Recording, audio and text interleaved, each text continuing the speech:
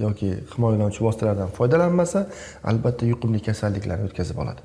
Bu spid haqida umuman endi to'g'risi bo'rttirib, qo'pol qilib aytishimiz kerak. To'g'ri, hozirgi kunda himoya vositalari, ya'ni prezervativlar. Demak, u yoshlarimiz hozir o'ylaydi, demak, o'sha vositadan foydalansam ham yuqumli kasallik bo'lishi mumkin ekan. Ularning yonida degustator, ya'ni ovqat bo'lsa degustator, kiyim bo'lsa kiyib ko'ruvchi inson bo'lgan. Lekin shunday nozik masala borki, ba'zida qarorlarga shu inom sifatida ayollar yuborilgan. Misol malikalar yoki shunday asir olingan qizlar. Va albatta etiket jihatdan degustator bo'lish imkonsiz bu masala. Ya'ni Fraunlar ham bu narsadan, ya'ni yuqumli kasalliklardan himoyalanish uchun bu tomonidan birinchi marta rezinka, ya'ni vulkanizatsiya. Shuni yaratilish bo'yicha men ham bir qiziq hikoya eshitdim. Ya'ni Er-xotin o'rtasida mumkin deyapti. Tibbiyot albatta gigiyenaga rioya qilsa, psixolog, seksolog, urolog, androlog va turli xil men eshitmagan yangi yo'nalishlarda endi to'g'ri nima qilishimiz kerak? Ana bu internetga chiqib o'tgan seksologlarimiz, psixologlarimiz bular seksolog, psixolog bular, tamom. oral jinsiy aloqa haqida so'rashibdi. Bu Bugungi videomiz homiysi Atlantis Pool suzish havzasi. Atlantis Pool bir vaqtning o'zida fitness zal va suzish havzasini o'z ichiga olgan sport kompleksi. Suzish havzasi uzunligi 25 metr bo'lib, Olimpiya standartlariga to'liq javob beradi. Suzish havzasi yonida zamonaviy saunalar mavjud bo'lib, ikki xil, ya'ni quruq va parli saunalarga bo'linadi. Bino tashqarisida yana ikkita yozgi basseyn bo'lib, bolalar va kattalar uchun alohida tashkil etilgan. Yozgi mavsumda bolalar va kattalar uchun bir-biridan ajoyib va qizg'in shoular bo'lib o'tadi. Suzib, qorningiz och qolsa, mazali taomlardan bahramand bo'lishingiz mumkin. Mijozlar vaqtini yanada mazmunli o'tkazishi uchun stol tennis yoki suvda basketbol o'ynashlari mumkin. Atlantis Pool'ni ikkinchi qavatida fitness zal bo'lib, bu zalimiz barcha zamonaviy sport anjomlari bilan jihozlangan. Ya'ni yugurish yo'lakchalari, velotrenajyorlar, kantellar, shtangalar, boks mishoklari, xullas hamma narsa mavjud. Atlantis Pool eng yaxshisi faqat bizda.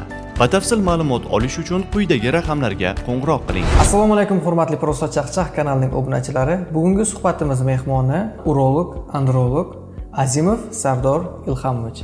Assalomu alaykum. Va alaykum assalom. Sardor aka, sizni bugungi suhbatimizda ko'rib turganimdan juda ham xursandman. Men ham.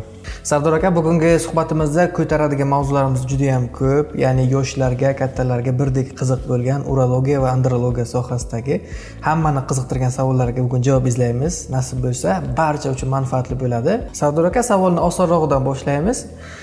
Urologiya o'zi qanaqa soha? Urologiya bu tibbiyotning bir yo'nalishi bo'lib hisoblanadi. Urologiyada o'rganiladigan, ya'ni siydik ajratish a'zolari, chiqarish a'zolarini, patologiyalar, ya'ni ularning kasalliklari, shu bilan birga erkaklarning jinsiy a'zolarini, kasalliklarini va uni tashxislashni va uni davolashni o'rganuvchi fan bo'lib hisoblanadi. Urologiya hozirgi kunda bir qancha rivojlanish sababli bir qancha sohalarga bo'lingan. O'z navbatida an'anaviy urologiya, hozir chiqqan endourologiya va andrologiya, seksopatologiya, shu bilan birga onkourologiya, bolalar urologiya sohalari bo'linib, hozirda rivojlanib bormoqda. Tushunarli. Demak, andrologiya ham urologiyadan kelib chiqqan. Shunday. Andrologiya sohasi bu erkaklarning tashqi jinsiy a'zolar, ya'ni jinsiy bezlarni o'rganuvchi fan bo'lib hisoblanadi. Endi erkaklar a'zosi, jinsiy a'zolari urologiya sohasiga qaragandagi unday gormonal o'zgarishi ham urologiya sohasiga kirgan hozirgi kunda. Keling, intriga bermasdan asosiy savollarga o'tamiz. O'zbekiston erkaklarini ko'proq qaysi kasalliklar qiynayapti hozirda? Oxirgi paytda statistik ma'lumotlarga qaraganda shu O'rta Osiyo, ya'ni O'zbekiston erkaklarida eng ko'p uchraydigan kasalliklardan birinchi o'rinda turadigani bu o'sha surunkali prostatit kasalligi, ya'ni prostata bezining xalq tilida shamollashi, prostata bezining yallig'lanish kasalligi. Bu kasallik ko'pincha shu hozirgi kunda kam harakatlilik, ya'ni noto'g'ri ovqatlanish, noto'g'ri turmush tarzi, stresslarimizning ko'pligi natijasida kelib chiqqan.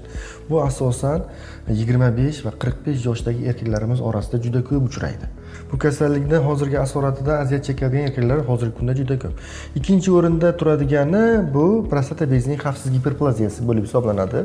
Bu kasallik asosan yoshi katta erkaklarimizda kuzatiladi. Ya'ni yoshi 50 yoshdan o'tgandan keyin erkaklarimizda hozirgi kunda O'zbekistonning 50 yoshdan baland 50% erkaklarda prostata bezining xavfsiz giperplaziyasi, ya'ni adenomasi uchrayapti. Yosh qancha o'sgan sari, yosh katta bo'lgan sari, ya'ni 60 yosh bo'lganda 60%, 70 yosh bo'lganda 70%, 80 yosh bo'lganda 80% erkaklarimizda prostata bezining xavfsiz giperplaziyasiga chalinish bo'lyapti. Bu prostata bezining xavfsiz giperplaziyasi nima? Prostata bezining xavfsiz giperplaziyasi bu erkakning klimaks davri deb hisoblasak ham bo'ladi. Bu kasallik asosan birinchi navbatda bemorlarda tez-tez siyish bilan, ya'ni qiynalib past bosim bilan siyish bilan, keyinchalik esa kechqurungi siyishlar chiqishlarining soni bilan ko'payish bilan xarakterlanadi. Kechqurun normada bizada ko'p uchraydigan savollardan bittasi kechqurun siyish mumkinmi? Lekin normada o'zi kechqurun uxlash uchun beriladi, siyish uchun emas. Ya'ni bemor umuman erkak kishi kechqurun uxlash oldi hojatga borib keladi, shu bilan ertalab turib uyg'onish. Ana bu norma. Kechqurun siyish uchun uyg'onish, ya'ni uyquning buzilishi bu patologiya bo'lib hisoblanadi. Ya'ni bu kasallik. Boshda endi to'g'ri ayrim sabablarga ko'ra bo'lishi mumkin. Ayrim holatlarda marakalarimizni kechqurun ko'p suyuqlik ichishimiz, ko'p gazli mahsulotlarni ichishimiz yoki bizada ovqatlanish gigiyenasiga umuman e'tibor berilmaydi. Kechqurun og'ir ovqatlarni yeyishimiz, xamirli ovqatlarni ko'p yeyishimiz bu o'z navbatida suv talab qiladi. Bundan mustasno bo'lib hisoblanadi bu holatlar. Mana qo'rqitib qo'ydingiz bu yerda. Ya'ni bu holatlarda ko'p suv ichamiz. Endi ichgan suyuqligimiz chiqishi kerak. To'g'rimi? U holatlarda bo'ladi. Lekin odatiy turmush tarzimizda kechqurungi siyishimiz bu norma emas. Bu kasallik bo'lib hisoblanadi. Ya'ni bu adenoma kasalligimizda prostata bezining xavfsiz giperplaziyasida bu narsa juda ko'p uchrab qoladi. Ya'ni e'tibor berib qarasak, yoshi katta erkaklarimiz, o'zimiz amaki buvalarimizga qarasak, kechqurun soat 2, 3, 4 ta bir siydiga chiqadi. Bu asosan bir marta bilan boshlanadi. Keyinchalik bizani kasallarimizni e'tibor bermasligi, bemorlarimizga e'tibor bermaganda bu 2-3 martaga ko'payib, oxiri 7-8 martagacha yetishi mumkin bo'ladi. Keyingi o'rinda erkaklarimiz uchraydigan ko'p kasalliklardan bittasi bu erektil disfunksiya, ya'ni jinsiy aloqadagi noxush belgilar, jinsiy aloqaning me'yorda bo'lmasligi, jinsiy aloqadagi o'sha olatning qisqacha sodda qilib aytganda olatning yaxshi tarang bo'lmasligi va urug'ning tez chiqib ketishi uchraydigan bezovta qilyapti. 4-o'rinda esa hozirda oxirgi 10 yilda juda ko'payib ketayotgan kasallik bu bepushtlik. Ya'ni farzand bo'lishning kechikishi kasalligi. Undan keyingi o'rinda siydik tosh kasalligi, ya'ni hozirgi kunda erkaklarimizda O'zbekistonda eng ko'p uchraydigan 5 ta asosiy kasalliklar shulardan iborat bo'lib hisoblanadi. Sardor aka, boya gapingizda erektil disfunksiya to'g'ri aytdim menimcha. Xalq tilida potensiya tushishi ham kuzatiladi dedingiz xalqimiz orasida erkaklarda. Xo'sh, o'zi buni kelib chiqishi qayerdan? Erektil disfunksiya, ya'ni ereksiyaning sodda qilib xalq tilida aytadigan bo'lsak, ya'ni olatning, ya'ni jinsiy aloqada ereksiyaning o'sha o'zi xohlaganday bo'lmasligi erkakni. Ya'ni olatning yaxshi tarang bo'lmasligi, ya'ni bu noxush belgilar. Ya'ni erkak o'zidan qoniqmay qolishi. Ya'ni xalqimiz ko'pincha potensiya deydi. Ya'ni potensiya bu kuch-da, erkakning kuchi, potensiya. Potensiya degani jinsiy aloqani boshlash va uni ushlab turish holatida tushuniladi. Potensiyaning endi yoshga bog'liq xususiyatlari bo'ladi. Yoshga bog'liq xususiyatlari. Endi bizda jinsiy faoliyat, jinsiy aloqani boshlashimiz, faoliyatimiz, ya'ni potensiyaning boshlanishi 16-18 yoshdan boshlanadi. Yosh o'tgan sayin potensiya asta-sekin pasayib boradi. Potensiyaning eng yetuk davri asosan 18 yoshdan 30 yoshgacha bo'ladi. Bunda asosan nimada kuchli bo'ladi? Nimaga bu yoshda kuchli bo'ladi? Bu yoshda ya'ni erkaklarning gormoni, testosteron ko'p ishlab chiqariladi. Ikkinchisi, bu yoshda stresslarga beriluvchan kam bo'ladi yoshlarimiz. Ya'ni tashqi muhit yoshlarga berilishi kam bo'ladi. Keyin bu yoshlarda ko'proq harakatda bo'lamiz. Shu sababli bu narsani ushlab turish bu yoshda ko'p uchraydi. Ya'ni o'suvchi organizmda testosteron erkaklik gormonining ishlab chiqarishi juda yuqori bo'ladi. Shu uchun bu yoshda gey erkaklarimizda potensiya yuqori bo'ladi. Ana endi keyingi yoshlarda esa, ya'ni bu keyingi qismi 30 yoshdan 40 yoshgacha bo'lgan erkaklarning qismini olishimiz mumkin bo'ladi. Bu yoshdagi erkaklarda asosan potensiya me'yorda bo'ladi. Ya'ni agar haftasiga qilib olsak, haftasiga bemalol 3, 4, 5 marta jinsiy aloqada bo'lishi mumkin bo'ladi, hisoblanadi. Faqatgina bu yoshda potensiyani tushiruvchi, pastga tushiruvchi omillar ko'pincha stresslar bo'lib hisoblanadi. Keyingi yoshlar gruppamiz bu 40 va 50 yosh bo'lib hisoblanadi. Bu yoshda ham potensiya bir qism erkaklarda pasayishi mumkin, lekin agar sog'lom turmush tarziga, ovqatlanishga rioya qilgan, ratsionga rioya qilgan erkaklarda, ya'ni doim o'tirib ishlaydigan, doim harakatda bo'lib yurgan erkaklarda bu narsa potensiyaning tushishi kuzatilmaydi. Ya'ni ularga sezilmaydi. Qachon potensiyani tushishini sezamiz? Qachonki doimiy jinsiy aloqada bo'lmagan kishilarda, ya'ni muddatini cho'zib, ya'ni regularniy jinsiy aloqa bo'lmagan kishilarda potensiya tushishi kuzatiladi. Demak, potensiyani tushiruvchi omillarning birinchisida har doim stress turadi. Stress. Ya'ni psixologik omillar. Stressga nima qiladi? Oiladagi muammolarimiz, ishxonadagi muammolarimiz, ko'cha-ko'ydagi muammolar o'zimizni asabiy qiladigan birinchi o'rinda erkak potensiyasini pasaytiradigan omil bu stress bo'lib hisoblanadi. Shu uchun doimo stressdan saqlab yurinishimiz kerak. Ikkinchi o'rinda esa kam harakatlilik. Hozirgi kunda Xudoga shukr hammamizda mashina bor. Ishga mashinada boramiz, ishxonada kuni bo'yi o'tiramiz, ya'ni mashinada uyga qaytamiz. Demak, deyarli harakat kam bo'ladi. Bu esa o'z navbatida potensiyani pasayishiga olib keladi.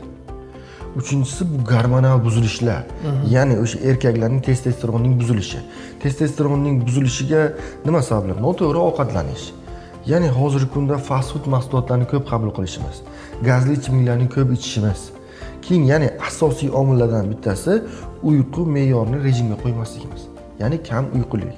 Agar 7-8 soatdan uyqu sutka davomida kam bo'lsa, bu o'z navbatida testosteronni pasaytiradi. Bu o'z navbatida potensiyani pasaytiradi. Ya'ni xohishlarimizni, ayolga bo'lgan xohishimizni kamaytirib yuboradi. Tushundim. Keyingi faktorlardan bittasi yana bu surunkali kasalliklar. Ya'ni surunkali kasalliklarda hozir ko'p uchraydigan qandli diabet, yurak ishemik kasalliklari, gipertoniya kasalligi. Bemorlar doimiy shu kasallikka chalinib davolanib yurishi ham erkaklarda potensiyaning pasayishiga sabab bo'ladi. Sardor aka, erektil disfunksiya kasalligini kelib chiqishini bilib oldik. Xo'p, endi buni davosiga kelsak. Davosi juda oddiy. Birinchi navbatda shuni keltirib chiqaruvchi sabablarni o'zimizdan cheklashimiz kerak. Ya'ni birinchi navbatda stressdan saqlanish kerak. Ikkinchisi sog'lom turmush tarzi, ya'ni doim ko'p harakat, bir kunda normada 10-12 kilometr yurishimiz kerak. 10-12 kilometr yurishimiz kerak. Uchinchi navbatda sog'lom ovqatlanish ratsioniga rioya qilishimiz kerak. Ya'ni nima deydi, fast foodli mahsulotlardan, gazli ichimliklardan, spirtli ichimliklardan chekishdan, zararli odatlardan cheklanishimiz kerak. To'rtinchisidan esa albatta surunkali kasalligiga chalinish ehtimolini kamaytirishimiz kerak. Ya'ni o'zimizni o'zimiz asrashimiz kerak. Bu o'z navbatida o'sha yana keyingi qismga qaytyapti. Bu hamma kasalligimizning negizida ovqatlanish ratsionining buzilishi yotadi va kam harakatlilik yotadi. Albatta keyingisi mutaxassisga murojaat qilish kerak.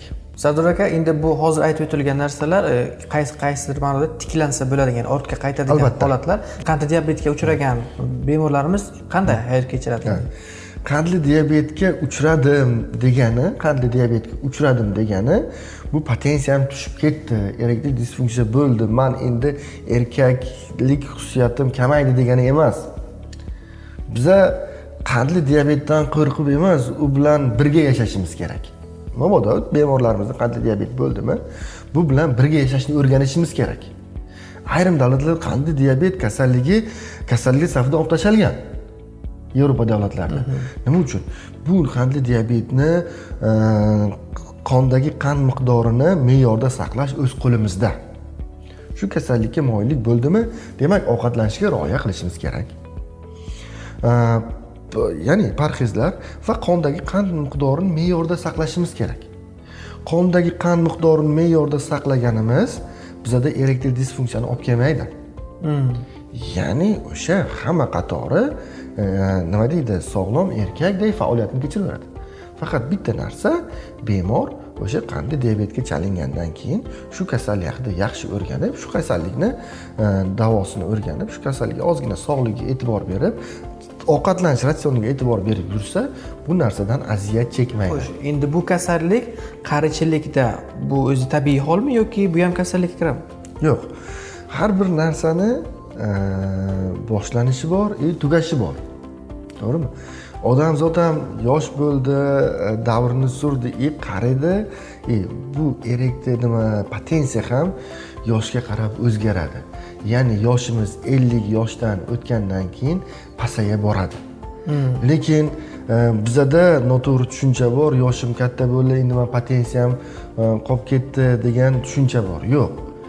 Imkon qadar potensiyaning bo'lishi odamning o'zi individual, o'ziga bog'liq. Ruhiyatiga bog'liq. O'zi xohlasa bo'ladi. Ya'ni endi yoshlikday bo'lmaydi-yu, kamroq bo'ladi.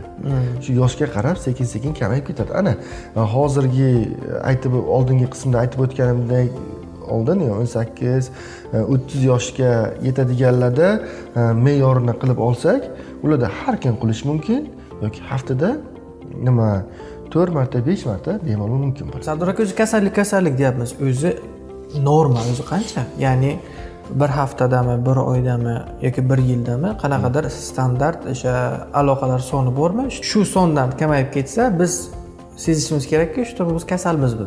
O'zi shunaqa raqam bormi? Aynan jinsiy aloqa, ya'ni normasi, to'g'rimi? Normasi qancha bo'lish kerak vaqti. Endi jinsiy aloqaning normasi Shohjahon ikkita narsaga qarab biza nima qilamiz? Birinchi, necha marta bo'lish kerak? Keling, bir hafta davomida. Lekin bizaga asosiy qismi hech kim e'tibor bermaydigan qismi. Jinsiy aloqa o'zi qancha davom etishi kerak normada? Shu narsani bu ham yaxshi qiladi. E'tibor berilmaydi. Xo'p, birinchi qismiga o'tamiz. Qancha bo'lishi kerak o'zi normada? Jinsiy aloqa normada qancha? Endi bu aynan bitta son bilan kirita olmaymiz. Chunki bu har bitta odamning, erkakning o'zining individual xususiyatiga bog'liq bo'ladi. Ya'ni uning ishlash sharoiti, ya'ni tashqi ta'sirdan stresslar, psixologik omillarga bor yo'qligi, uning turmush tarziga, harakatlanishga bog'liq bo'ladi. Ana endi yosh juftliklarda kelib olsak, haftasida har kun bo'lishi mumkin yoki kun ora. Bular hamma o'ziga belgilab oladi. Kun ora nima qilishi mumkin? Endi shu yosh juftliklarda bir hafta davomida 5-6 marta norma bo'lib hisoblanadi. Keyingi yosh, masalan, yoshimiz baland o'tavergandan keyin, masalan, 30-40 yosh bo'lgandan keyin kun ora deb norma deb kiritganmiz. 50 yoshdan baland bo'lgan erkaklarda haftada 1 marta deb ayrim statistik ma'lumotlar shu narsani kiritgan. Haftada 1 marta yoki 2 marta, ya'ni erkakning o'zining xususiyatiga bog'liq. Ayrim erkaklar bor, genida tashqi ta'siroti, tashqi muhiti juda yaxshi. Ular stresslarga kam beriladi. Ular hayotda nima deydi, o'zini hurmat qilib, ovqatlanish ratsioniga, ya'ni doim faol bo'lib erkaklar 50 yoshdan keyin har kun qilishi ham mumkin. Uni biz cheklab qo'ya olmaymiz. Shuncha qilmaysan deb. 60 yoshdan keyin ham oyiga 2-3 marta, 70 yoshdan keyin oyida 2 marta, 80 yoshdan keyin oyiga 1-2 marta hozirgi statistikalar mumkin. Demak, bu minimum, to'g'ri? Minimum qismi. Ya'ni xohlasangiz, xohlaganingizcha. Xohlagan. Yo'q, shunchaki minimum. Конечно. Agar bundan kamayib ketsa, demak, bunda qandaydir muammo bo'lishi mumkin. Sardor aka, keling, shu asnoda bitta faktni, afsonami bu, haqiqatmi, shuni bir aniqlik kiritib ketsak, ya'ni jinsiy aloqaning uzunligi. Xalq orasida maqtanchoqlar ko'p, yarim soat, 1 soat deydiganlar, o'zi bu tabiiy holatmi? Siz aytyapsiz, to'g'ri, stress deyapsiz, qanday faktorlar bo'lib, daqiqa uzunligi farqlanishi mumkin deyapsiz. Lekin baribir ham jismoniy jihatdan tabiat bergan norma bor, limit. O'sha qancha o'zi? Tak, jinsiy aloqani boshladik, vaqtimiz. Endi bu normasini aytib o'taman, keyingi siz aytgan o'sha afsona nima haqida. Aniqlik kiritaman, primoy kontakt haqida gap ketyapti. Hozir u boshidagi tayyorgarliklar haqida emas, primoy kontakt. Kontakt. Jinsiy aloqa davri o'zi 3 ta davrga bo'linadi. Ya'ni birinchi davri boshlang'ich davr, ikkinchi davri jinsiy aloqa davri, 3-davri urug' to'kish davri. Ana endi birinchi davr bu jinsiy aloqani boshlanishi, ya'ni erkak bilan ayol bir-biriga yaqinlik qilishni boshladi. Bitta pastelga o'tirdi, bitta o'rindiqqa o'tirdi, endi shuni boshlash kerak. Birinchi davr normada o'zi 20 minutdan 2 soatgacha bo'ladi ayrim joylarda. Ya'ni bunda nima qiladi? Birinchi davr xabar yuborish davri dedik. Ya'ni erkak ayolni, ayol erkakni jinsiy xohishini uyg'otadi. Endi ayrimlar sovuq mijoz, ayrim ayollarda jinsiy xohish uyg'onishi qiyin bo'ladi. Shuning uchun ko'proq vaqt ketadi. Lekin asosiy narsa bu narsaga kamida 20 minut vaqt sarflashimiz kerak. Bizani erkaklarimizni qiladigan asosiy xatosi birinchi davr qilinmaydi. Ya'ni o'zini o'ylaydi. Erkak kishining o'zini taassurotlari, kunduzi yurgan nimalari, ko'rgan kechirganlari shu xayol bilan kelib ayoli bilan o'tiradi. Qo'pol aytganda tuyaday sakraydi. Kelib sakragan paytda o'tirgan paytda ishni tez boshlab yuboradi. Ana shu o'rtada erkak ayol o'rtasida muvozanat buziladi. Ya'ni o'zini o'ylash, ya'ni jinsiy aloqani tez boshlab qo'yish, mana aytgan birinchi davrni qilmasdan jinsiy aloqani tez boshlab qoladi. Erkak tugatgan paytda ayolga boshlanib qoladi. Shundan keyin o'rtadagi tafovut buziladi. Keyin o'sha ayollarda gormonal disbalans, gap qaytarish, oiladagi nimalar shundan kelib chiqadi. Ya'ni erkak ayol bir-birini tushunmovchiligidan. Shu uchun erkak kishi birinchi navbatda ayolini tushunishi kerak. Unda nima yo'qadi? Endi ochiqchasiga gapiraman, uni tochkalari qayerda? Uni qanday uyg'ota olamiz? Demak, birinchi xabar yuborish, o'pishish kiradi, masaj kiradi, vals kiradi. Nima qilsa ayolini nima qilish kerak? Ya'ni ozgina romantik bo'lish kerak bu narsaga. Keyin bu davrni o'tib bo'lgandan keyin, tayyor bo'lgandan keyin ikkinchi davr boshlanadi. Ikkinchi davr normada 2 minutdan 10 minutgacha. Ya'ni jinsiy aloqa davri. Olat ayol qiniga kirgandan hisoblanadi. Endi bu yerda bitta nozik masala bor. Hammamiz e'tibor beradigan masala bor. Ya'ni olat ayol qiniga kirgandan keyin friksiyalar soni bor. Friksiya degani olatning qindagi bitta harakatiga bitta friksiya deymiz. Xo'p, ana endi keling minimal vaqt bilan hisoblaymiz. Ya'ni 2 minutdan 10 minutgacha dedim, to'g'rimi? 2 minutimizda bor 120 sekund, to'g'rimi? Agar biz 1 sekundda bitta friksiya qilsak, 2 minutda 120 ta friksiya qilamiz. Bu chastotada как бы harakatda. Ayol orgazm qoniqishi uchun kamida 80-100 ta friksiya kerak. Endi bu deganim nima degani? Jinsiy aloqani boshlagandan keyin boshlab xayol surib nima qilish kerak emas, ishlash kerak demoqchiman. Tushundingiz? Harakat qilish kerak demoqchiman. Ya'ni bizga berilgan o'sha narsani qondirishimiz kerak. Chunki ertaga tepadagini oldiga shu uchun ham javob beramiz. Ayolni nima xususiyati uchun ham javob beramiz. Shu uchun normani bilsak, shu narsaga nima qilishimiz mumkin bo'ladi. 3-davri bu urug' to'kish davri bo'lib hisoblanadi. Bu ixtiyorsiz, Shohjahon. Bu ma'lum ayrim sabablarga ko'ra ayrim sal kechiktirishimiz mumkin, lekin urug' keldimi chiqadi. Urug' to'kish davri ixtiyorsiz. Lekin ana ikkita davrni biz me'yorda ushlab qolsak bo'ladi. Shu uchun jinsiy aloqaning normasi ana shu me'yorda. Ana endi bo'lishi mumkin, uzoq davom etishi mumkin, juda qisqa davom etib qolishi mumkin. Mana aytib o'tgan narsada, ya'ni friksiyalar soni yetarlicha bo'lmasligi mumkin. Bu narsaga albatta mutaxassisga murojaat qilishimiz kerak bo'ladi. Uzoq bo'lib ketishi ko'pincha hozirgi kunda pornografik kinolarda beriladi. Ya'ni jinsiy aloqani tabiiy jinsiy aloqani vaqtini sun'iy cho'zdirish maqsadida qilinadigan, ya'ni o'sha kinolar olishda qilishimiz mumkin, ishlatishimiz mumkin bo'ladi. Bunaqa dori vositalari bor, cho'zishimiz mumkin bo'ladi. Lekin har bitta narsaga me'yor bo'ladi. Endi biz o'zimizni hayotimizdan kelib chiqsak, har bitta narsani to'yish vaqti bor, me'yori bor. Masalani ham olishadi. Bu narsa ayolga ham zarar. Ortiqcha og'riqlar, ortiqcha zararlilar, ya'ni shu narsadan ko'ngil qolishi nimasiga, erkakda ham bu narsani uzoq davom ettirishi, masalan, ayolni qiynab qo'yishi, o'zidagi ereksiyani, ya'ni eyakulyatni urug' to'kishni davrini cho'zishiga olib keladi. Bu narsa doimiy baribir bu narsani qilib bo'lmaydi. Doimiy tabletka, doimiy dori ichib nima qila olmaymiz. Shuning uchun mutaxassisga davolanish kerak, me'yorda olib yurish kerak, chiroyli qilib hamma narsani. Sardor aka, boyagina jinsiy aloqani sun'iy uzaytiruvchi vositalar haqida bir gapirib o'tdingiz. Shunga bir batafsil yoshlarimizga tushunarli bo'lishi uchun batafsil o'zi bu qanaqa vosita, bu kelib chiqishi qanday ta'siri, qanday nojo'ya ta'sirlari bor? Endi sizlarda ko'p reklama bo'ladigan narsa soft gel. To'g'rimi? Soft gel bu oddiy sostavi lidokainlik sprey. Lidokainlik sprey aptekada turadigan 5000 so'mlik sprey. Lekin o'shani 150 mingga sotishyapti. 150 mingga soft gel qilib sotishyapti. Bu yerda boshqa hech qanaqa xususiyat yo'q, boshqa hech qanaqa nima qiladigan.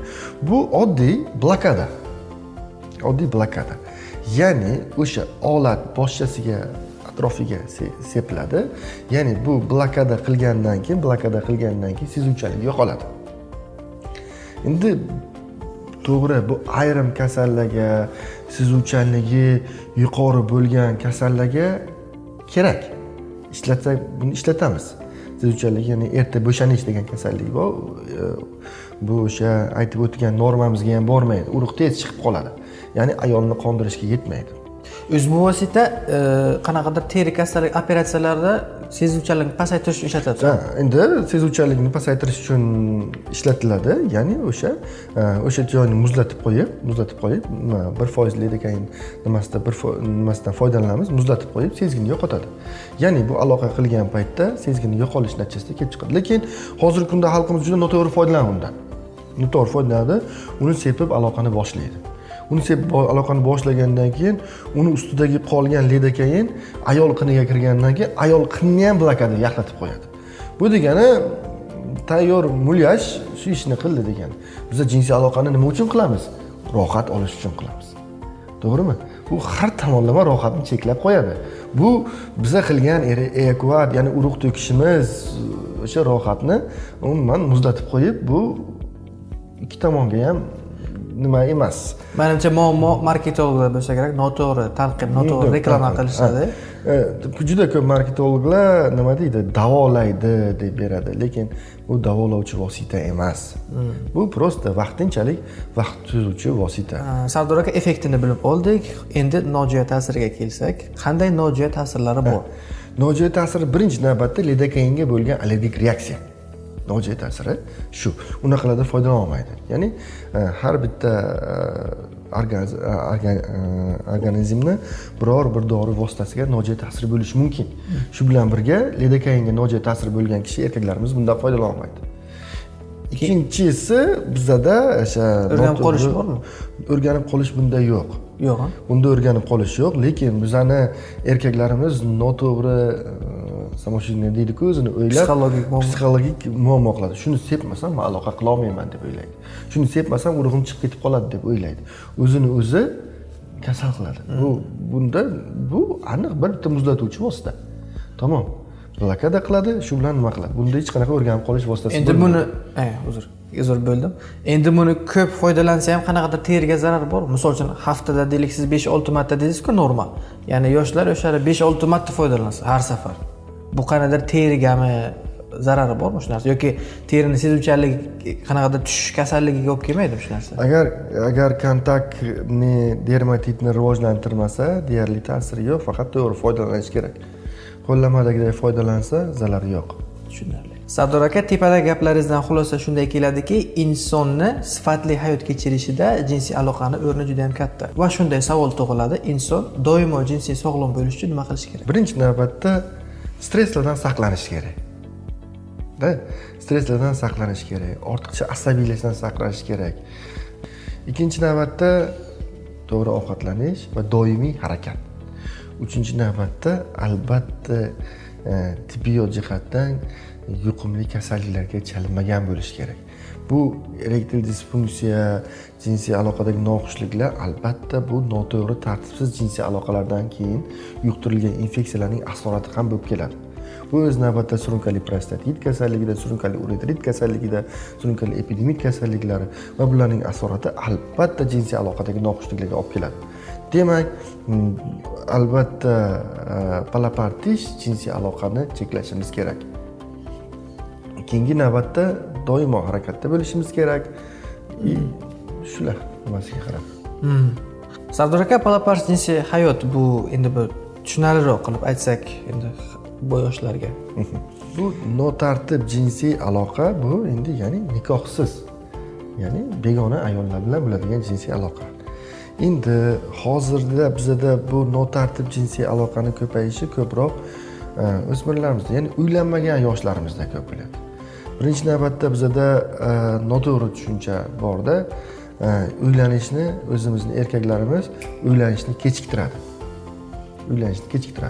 Masalan, nima? Ularning noto'g'ri tushunchasi bor. Men karyera qilishim kerak, mashina olishim kerak, uy qurishim kerak, hamma narsani nima qilishim kerak, keyin uylanishim kerak. Bu o'z navbatida esa men aytib o'tgan yosh o'tadi, men aytib o'tgan, ya'ni notartib jinsiy aloqalar sabab bo'ladi. Ya'ni kech uylanish asosan bizga o'sha notartib jinsiy aloqalarning ko'payishiga sabab bo'ladi.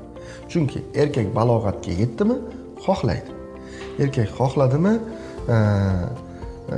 nima deydi, begona ayol bilan bo'ldimi, albatta o'z navbatida jinsiy aloqa qoidalariga rioya qilmasa yoki himoyalovchi vositalardan foydalanmasa, albatta yuqumli kasalliklarni o'tkazib oladi. Bu yuqumli kasalliklarning asorati bepushtlikkacha olib keladi. Xo'p, keling, hozirgi kunda uchraydigan masalan gonoreya, zaxm, trixomonada bu kasalliklarni davolab bilamiz. Xudo ko'rsatmasin, agar VICH, spid infeksiyasi o'tkazib bo'lsa, umri barbod bo'lib ketadi. Butun umri kuyib ketadi. Shu uchun tibbiyot ham, dinimiz ham erta uylanishni tarafdori, ya'ni tavsiya qiladi. Shu bilan birga biz ham erta uylanishni tibbiyot xodimlari ham, ya'ni biz urologlar emas ham erta uylanishni tavsiya qilamiz.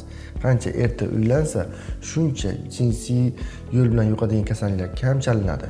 Jinsiy a'zo kasalliklari ham kam uchraydi. Mana shunday holatlarni oldini olish uchun maktabda yoki o'sha oliygohlarda qandaydir shunaqa programmalar tashkil qilinsa yaxshi emasmi? Insonlarni xabardor qilish uchun. Masalan, biz hozir podkast qilyapmiz. Kimdir qidirib ko'rsa, topadi, izlanadi, o'rganadi. Lekin qolgan 80% ga qandaydir holatda yetkazish kerak. Endi qog'ozga o'rab, chiroyli qilib. Siz nima deb o'ylaysiz shunga?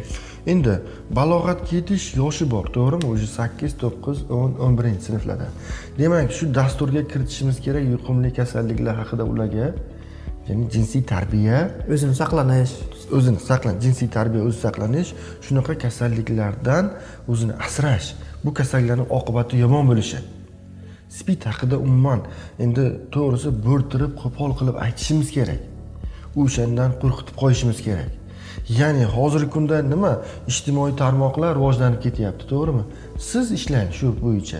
Spid bo'yicha chiqaring. Spid yoshlarda qanday yuqumli kasallikka olib keladi? Kelajak kuyib ketadi. So'ng davosi yo'q hozir.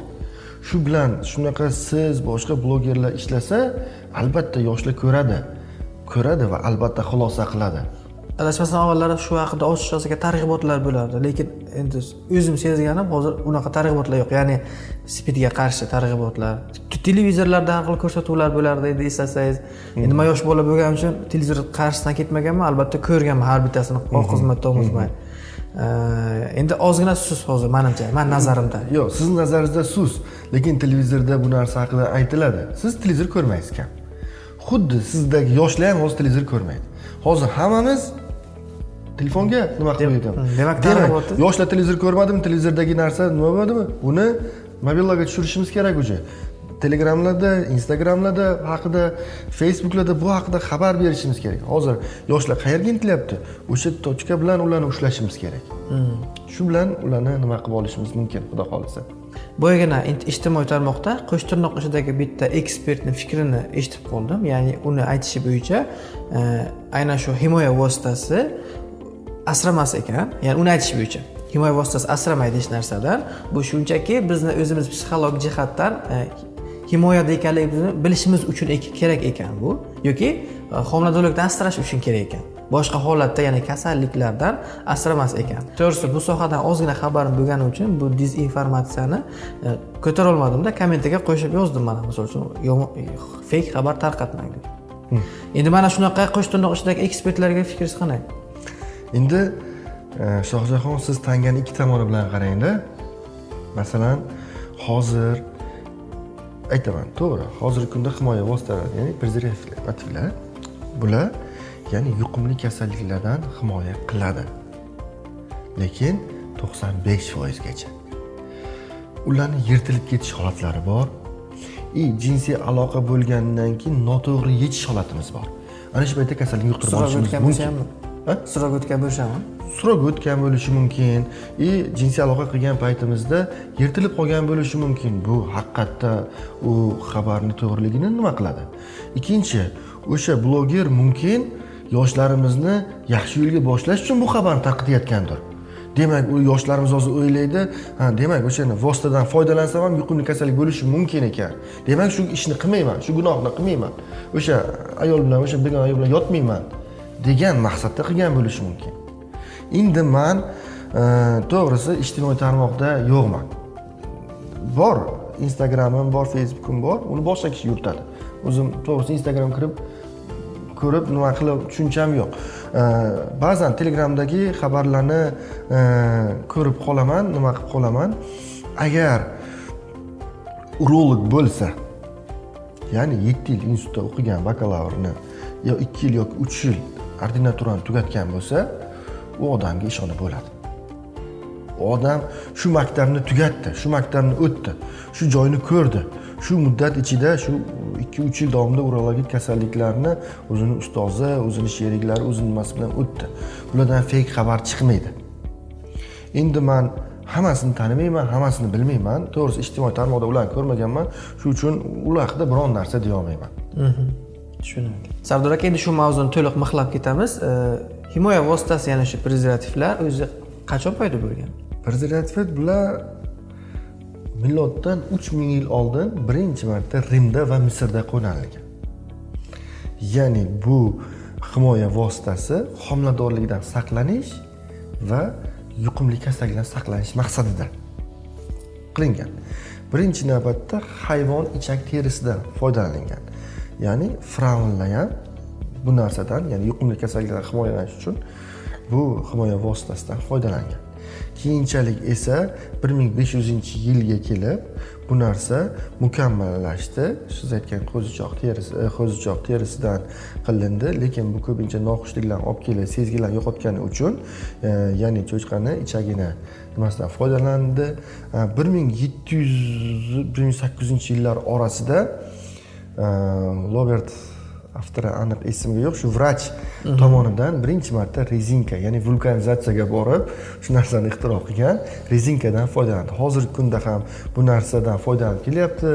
Hozir qisqacha sizga fakt aytaman, 1 yil davomida butun dunyo bo'yicha deyarli 10 milliard dona prezervativ ishlab chiqariladi.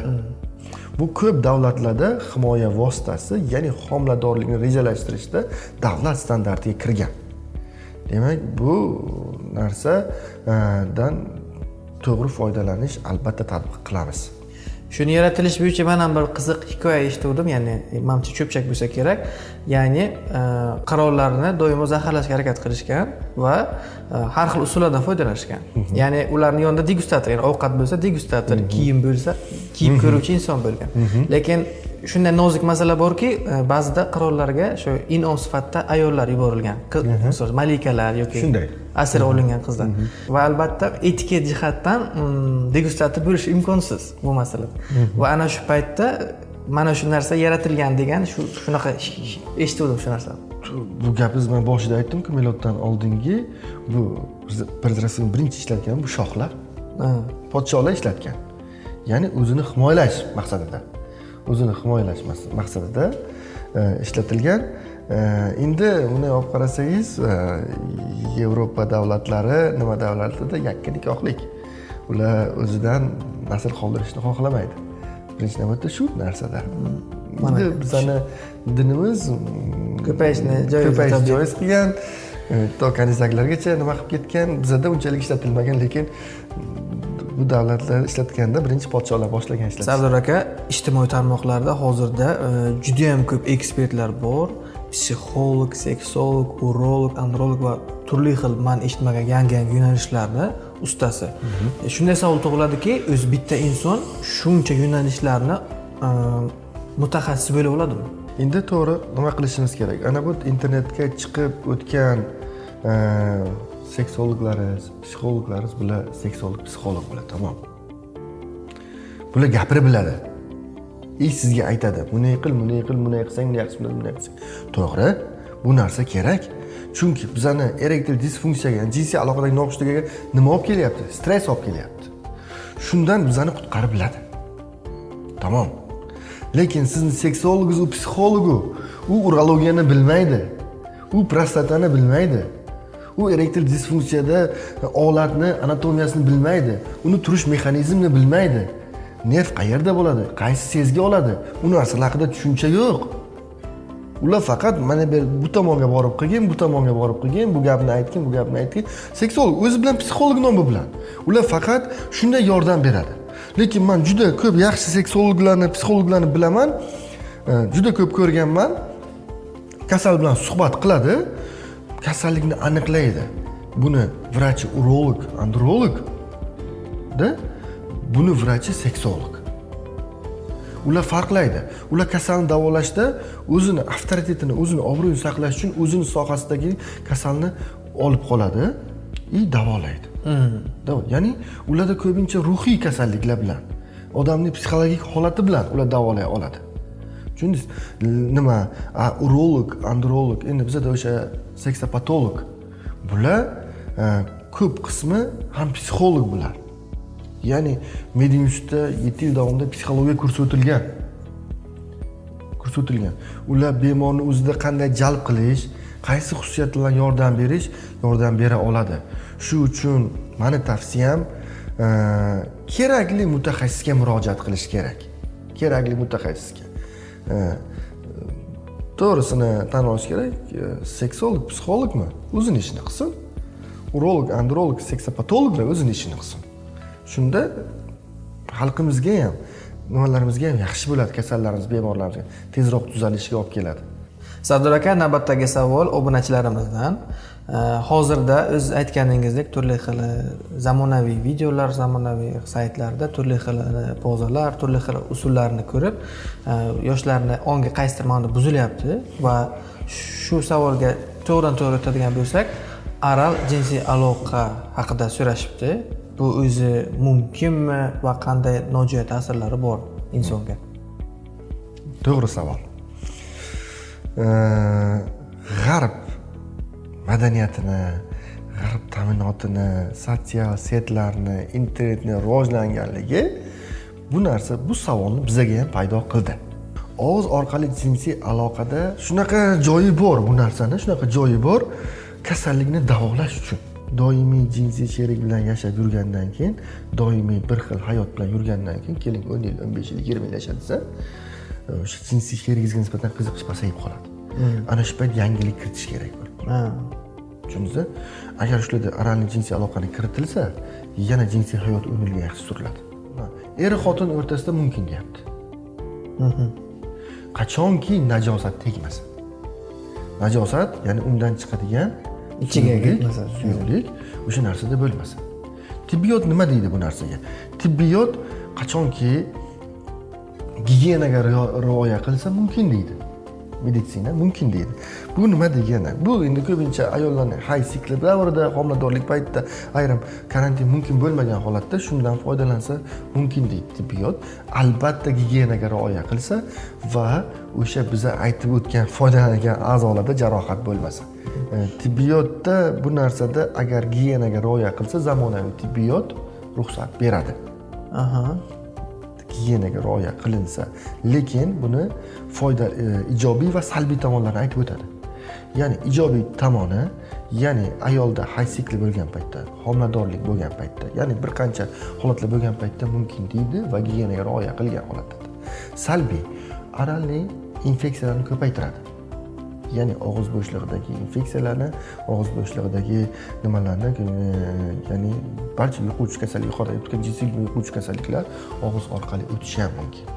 Shu uchun agarda shunaqa holatlar bo'lsa, og'iz bo'shlig'i jarohat bo'lsa, tibbiyot ham bu narsani qoralaydi. Ya'ni ruxsat bermaydi bu narsaga. Shu yana Yashayversak yangi narsalar o'zimizni fikrimiz bo'lsa, mani masalan xullas fikrim, Alloh yaratgan a'zolar bor, qiladigan vazifasi bor. Demak, og'iz o'zini vazifasini bajarsin, boshqa joy o'zini vazifasini bajarsin. Men ham shu fikrdaman, to'g'risi. Sardor aka, to'g'risi bugungi suhbatda juda ko'p narsalarni o'rgandim. Bugungi intervyuimiz uchun vaqt ajratganingiz uchun rahmat sizga. Sizga ham rahmat. Doimo salomat bo'ling. Xalqimizga, yoshlarimizga manfaatli bo'lgan bo'lsa, biz xursand bo'lamiz. Do'stlar, sizlarga video yoqqan bo'lsa, albatta like va kommentariyada o'z fikrlaringizni yozib qoldiringlar. Agar ushbu intervyudan qaysidir savollarga javob topolmagan bo'lsangiz, albatta bizga yozing va biz keyingi qismlarda bu savollarga javob izlaymiz. Sizlar bilan har doimgidek Shoujahon Ismoilov bo'ldi. Prosta Chaqchaq kanalida ko'rishguncha.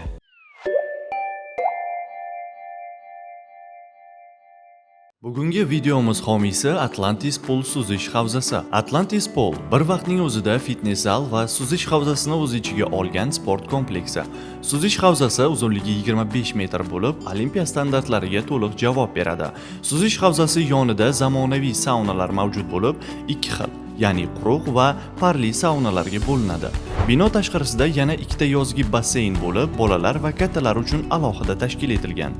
Yozgi mavsumda bolalar va kattalar uchun bir-biridan ajoyib va qizg'in shoular bo'lib o'tadi. Suzib, qorningiz och qolsa, mazali taomlardan bahramand bo'lishingiz mumkin. Mijozlar vaqtini yanada mazmunli o'tkazishi uchun stol tennis yoki suvda basketbol o'ynashlari mumkin. Atlantis Poolni 2-qavatida fitness zal bo'lib, bu zalimiz barcha zamonaviy sport anjomlari bilan jihozlangan. Ya'ni yugurish yo'lakchalari, velotrenajyorlar, gantellar, shtangalar, boks mishoklari, xullas hamma narsa mavjud. Atlantis Pool eng yaxshisi faqat bizda. Batafsil ma'lumot olish uchun quyidagi raqamlarga qo'ng'iroq qiling.